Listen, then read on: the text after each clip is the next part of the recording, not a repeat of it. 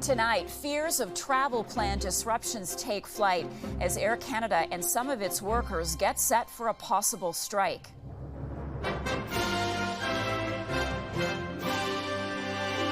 Flight attendants prepare to draw attention to their fight as contract talks drag on. You'll see flight attendants in their uniforms standing in silence in support of their union. What has the two sides at odds and what experts are advising travelers to do? Caught in the grips of a sweltering summer. In places like Toronto, Ottawa, Montreal, we've already had 20 days where the temperature's been above 30 degrees. Just how long the stretches of extremely hot weather gripping parts of Canada could last. And forget the comic books, public transit is now the hot collectible. I'm going to add it to my transit memorabilia and cherish it forever. What has collectors in BC off the rails over trading cards featuring Vancouver's transit system?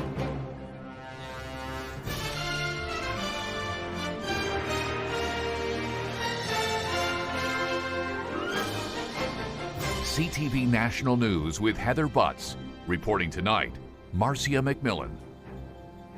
Good evening. We begin with potential trouble in the skies.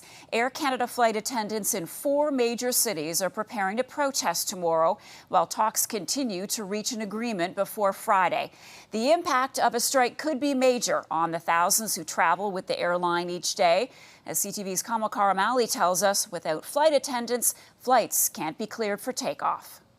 Good to go. The Bracco family, locked and loaded, ready for their dream vacation in Italy. There's just one thing weighing on them. I know that there's a potential for the strike, and if we end up having to stay, then we stay. More than 10,000 Air Canada flight attendants could go on strike as early as Saturday, just past midnight, if a new agreement isn't reached with Air Canada. Flight attendants are also taking part in what they call a mobilization on Monday, simultaneously at airports in Montreal, Toronto, Vancouver, and Calgary. You'll see flight attendants in their uniforms standing in silence in support of their union. Their union at the bargaining table with Air Canada throughout this week. The previous 10-year contract expired back in March. The union says key sticking points are wages, work rules, and unpaid hours, claiming they're not paid for a lot of the work they do. Such as our safety regulatory checks, boarding, deplaning. If we have a medical emergency on the ground, we're not compensated for that. While Air Canada says it remains at the table and is focused on achieving a deal with the union. For passengers,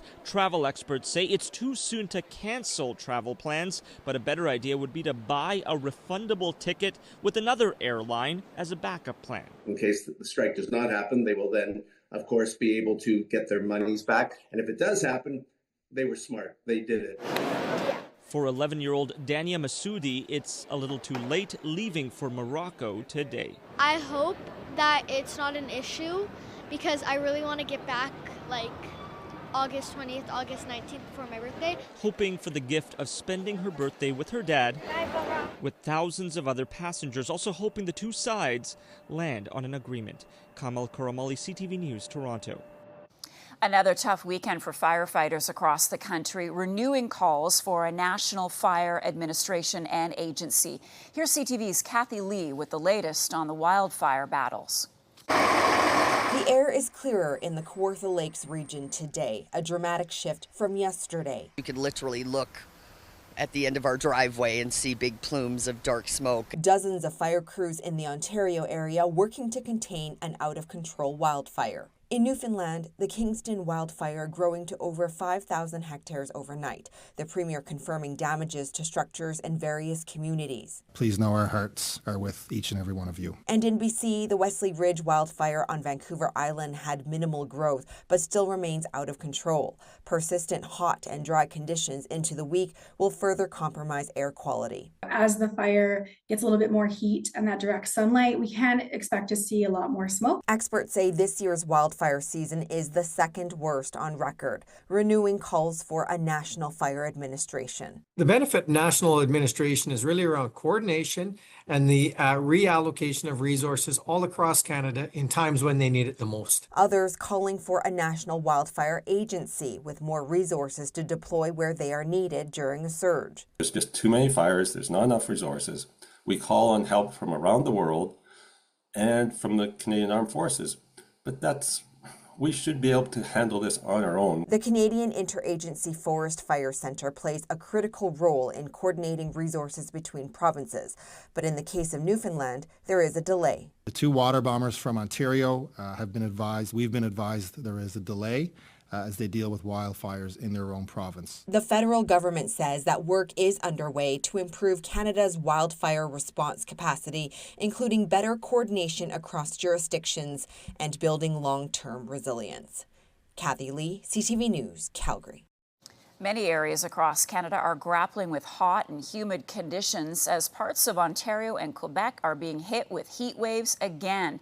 Environment Canada has issued dozens of heat warnings from Ontario east to New Brunswick, with temperatures holding above 30 degrees. Some relief is expected Monday, but Ontario and Quebec's heat waves are expected to last longer than that.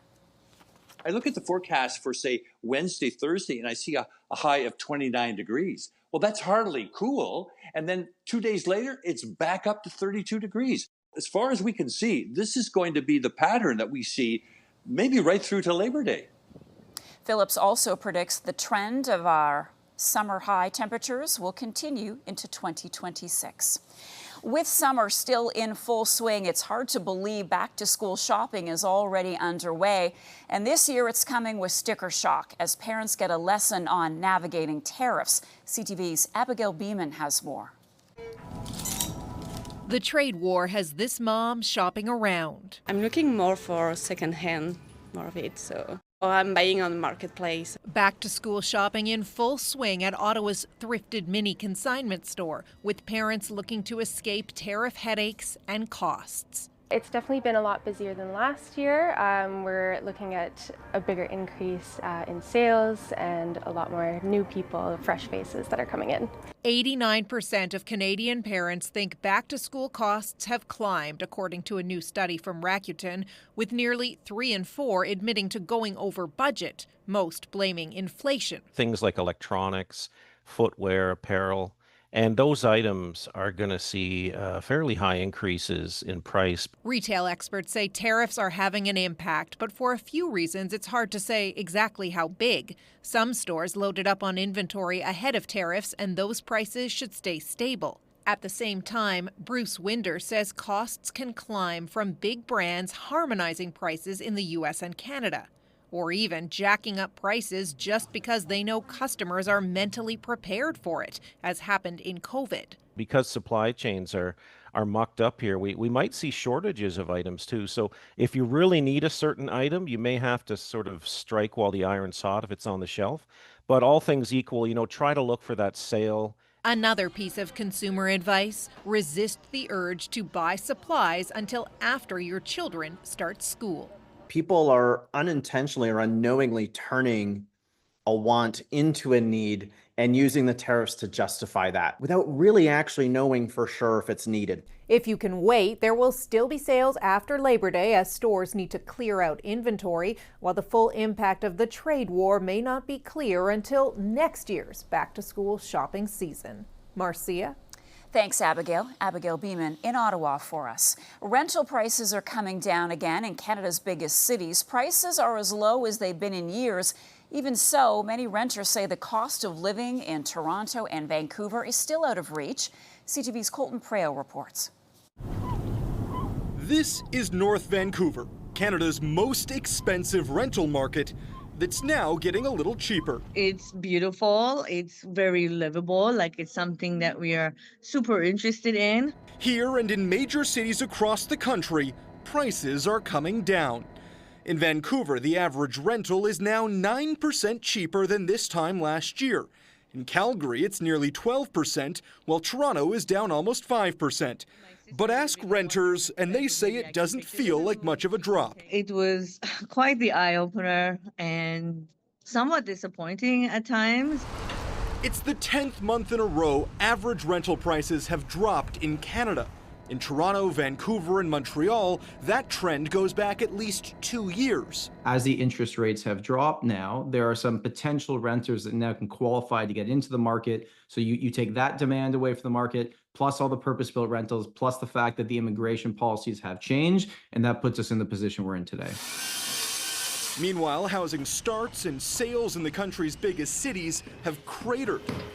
This week, a group of developers responsible for over half of Canada's yearly housing starts called on Ottawa to change the foreign home buyer ban, exempting the purchase of new homes, and to extend the GST rebate on new home sales for 3 years. Please do something.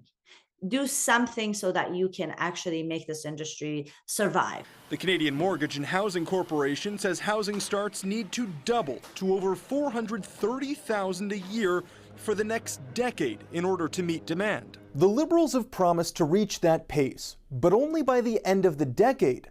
Builders are warning construction could continue to slow before it gets better. Marcia. Thanks, Colton. CTV's Colton Prale in Ottawa.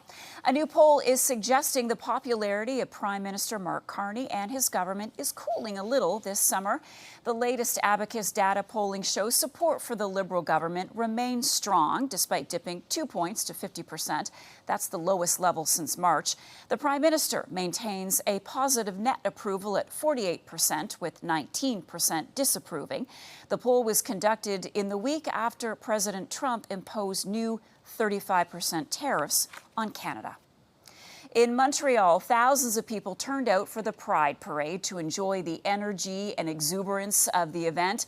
But behind the colorful celebration, organizers facing controversy. CTV's Sweeta Rassi reports. Flags, music, and dancing filled the streets of downtown Montreal as thousands came out to celebrate the annual Pride Parade.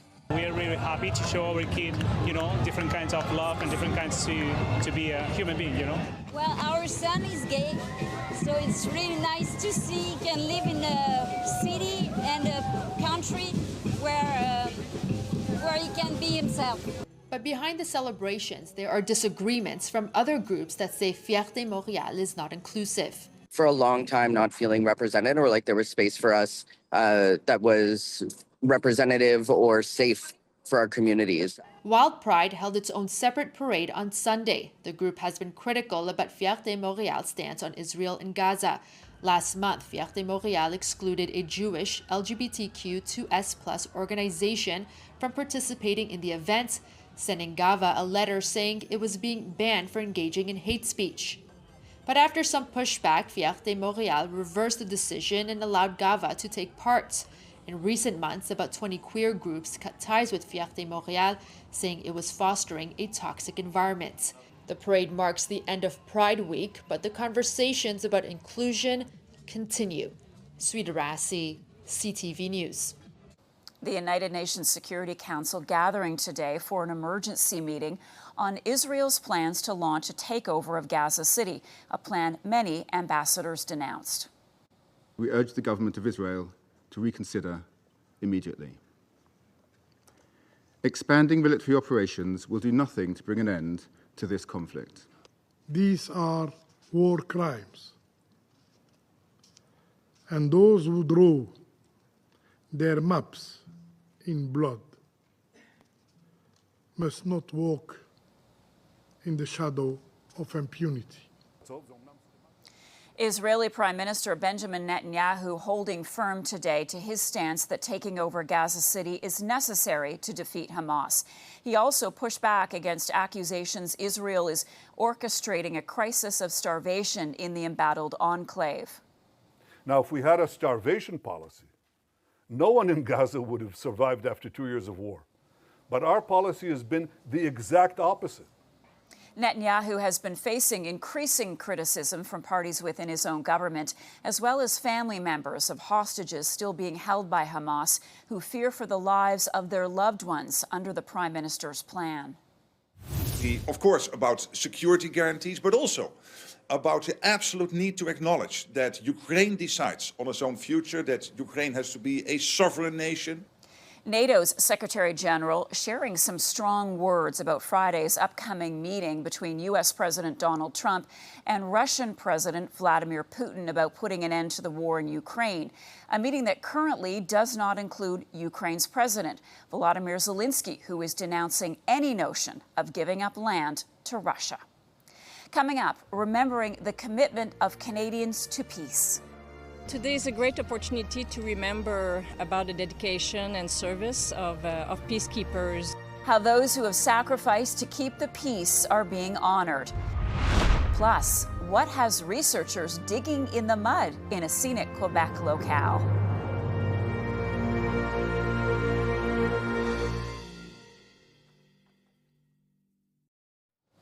The National Peacekeepers Day ceremony taking shape today in the nation's capital, an opportunity to honor Canada's veterans and those who've made the ultimate sacrifice in the line of duty.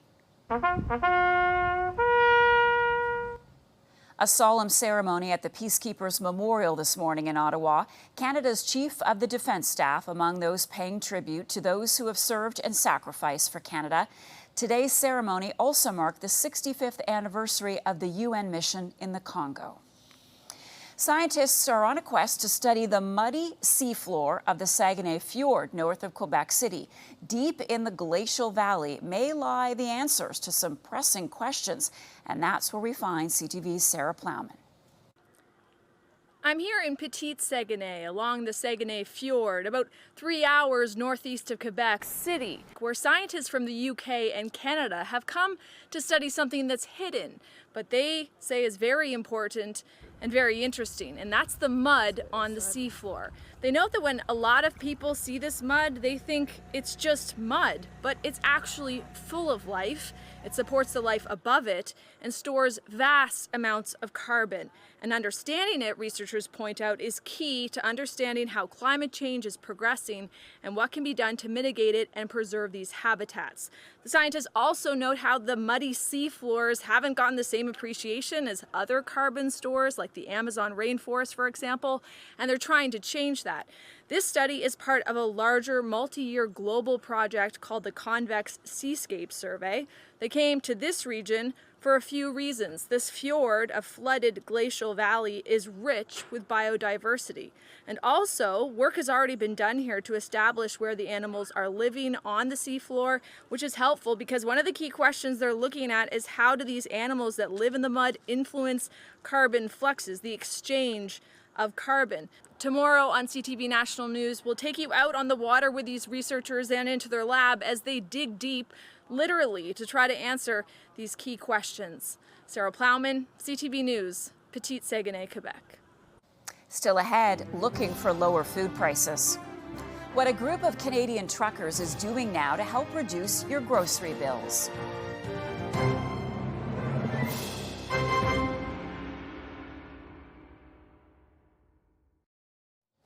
The Saskatchewan Trucking Association says a provincial tax on diesel is helping fuel the growing cost of food. This at a time when Canadians can't do much but watch their grocery bills rise. CTV's Alison Bamford now with how these truckers are urging the province for a break. This load of groceries cost Nancy Cusey more than $200, the biggest bill she's paid in a long time. Well, it had meat, and I guess that's probably the highest. The latest report shows food prices in June up 2.8% from the previous year.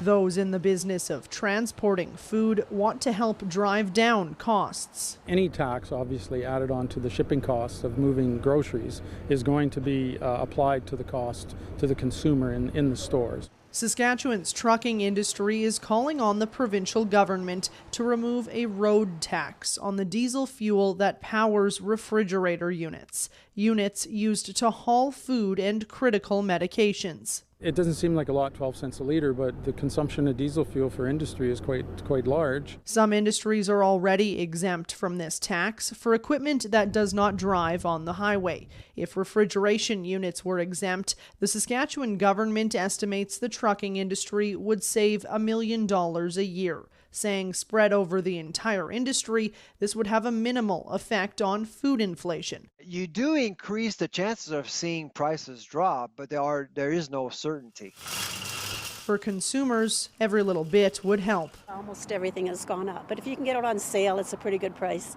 Experts say meat, dairy, and produce won't experience significant price hikes in the coming months, but tariffs and counter tariffs could increase the cost of dry goods, frozen foods, and baked treats.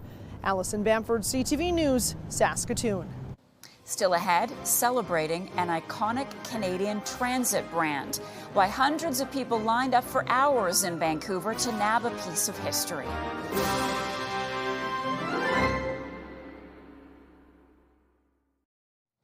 In Vancouver, hundreds of transit enthusiasts lined up for hours to get their hands on the newest collectibles by the city's transportation agency. It's their first ever series of trading cards of buses, sky trains, and sea buses. CTV's Shannon Patterson has more on why the hunt was on to score a rare card. The keenest collectors lined up before dawn. I got here at 5:30 in the morning. Hundreds of transit enthusiasts flocked to Waterfront Station for the release of Translink's new trading cards. Most of us are like Pokemon fans or transit fans here in Vancouver, and so having something like this would definitely be an addition to our collection. Are you excited? Oh, I'm super excited. I have butterflies in my stomach. There are 5 cards in the collection. The rarest of them all is the Mark I SkyTrain. When you get to the front of the line, it's going to be an envelope like this. You got to open it up, and it's a total surprise when it comes to what cards you're going to get. There are 800 of these Translink trading card blind packs up for grabs today. There are 3 cards inside each one, and in 15 of them, the rare Mark I. Thanks for being here so early. Being first in line paid off for Elfrin Ordanza. He got one of the ultra-rare Mark Is. Definitely worth the wait. I'm going to add it to my transit memorabilia and going to cherish it forever. The majority of collectors had to be content with more common cards. I had high hopes, but these are just as good. I think, honestly, even though I didn't get a rare one, I am happy with what I have because, we have to be grateful with what we have, right? So worth coming out? Yeah, of course, 100%. While it's fun for attendees, events like this are also smart PR for Translink. We've got marketers who are really the brains behind all of this, and we've got amazing designers, and then we've got teams who are looking at how to promote this and how to really help the community, the public, connect with our brand. It was Translink's CEO who handed out the envelopes, and then he got in on the action, opening his own pack. I got a West Coast Express. How much fun is this? Oh, it's so fun. I mean, it shows you exactly how passionate people are about transit in Vancouver, right? Like, people are excited about it. They want more of this. You got the Mark I? I got the Mark I. Single cards will be handed out at car-free events this summer and the PNE Fair. But these collectors got them first. When you get older, you can, show these to your grandchildren and, say, hey, I was here for the launch of the cards, yeah. Shannon Patterson, CTV News, Vancouver. That's our show. I'm Marcia McMillan. From all of us at CTV National News, thanks for watching. Good night.